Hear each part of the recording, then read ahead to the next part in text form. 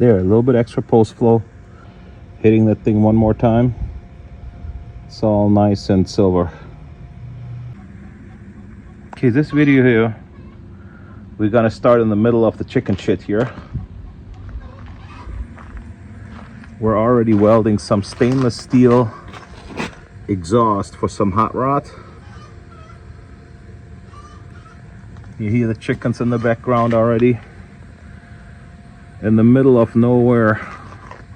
Yeah, right in my driveway. Who am I kidding? But anyways, thank you Elon Musk for free supercharging. So we're gonna weld today for free. And I'm gonna take you guys along. We got 1, 2, 3, 4 stainless steel welds here.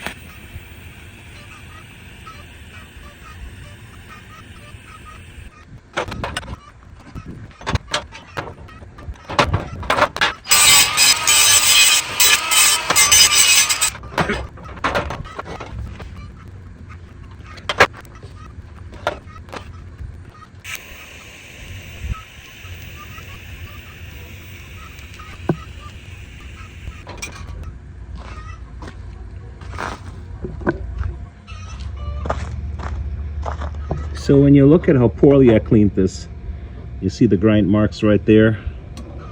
And I'm out here in the middle of the weather. A little bit wind going, not too much. See the leaves on the tree up there? Just a little bit blowing back and forth. Not too crazy. But out in the wind, mediocre prep material, great results. I mean, this is largely thanks to the rock mount Gemini wire I'm using. And what really makes a difference is this edge gas lens here. Come on. That's actually a quartz cup here with a screen for the laminar flow, mildly contaminated from previous aluminum welding. Right there, but still good enough so that at 30 CFH I get enough coverage to make a really nice stainless weld out here in the weather, in the wind.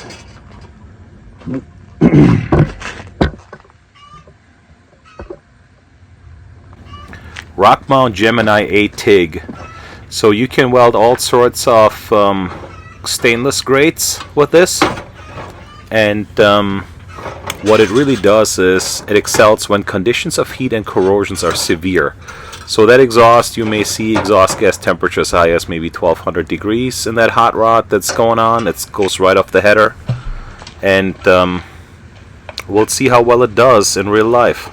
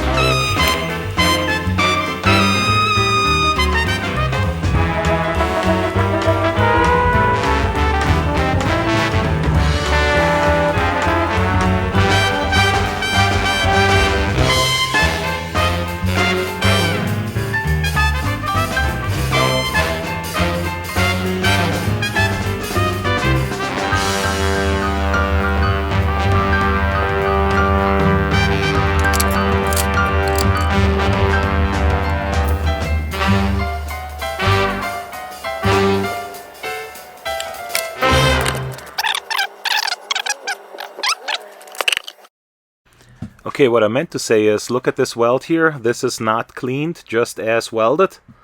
Yeah, there's people that do more consistent stuff, but for what it is, it's good enough.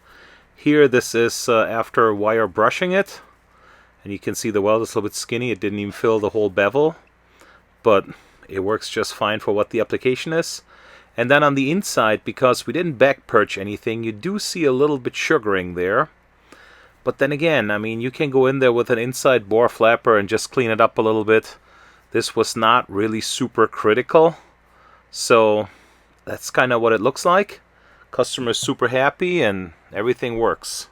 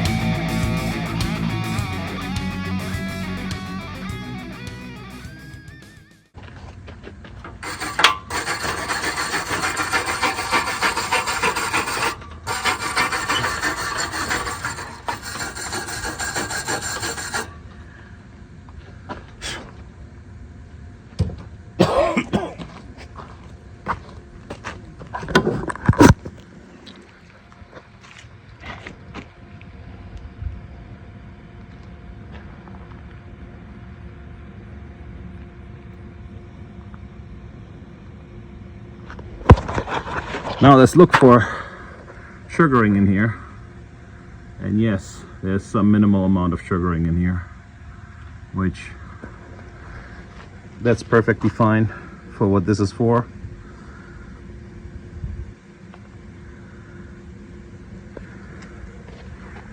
So let's see, TIG welding outside with no power, I mean with free power, not a problem. It's absolutely doable, even in the wind.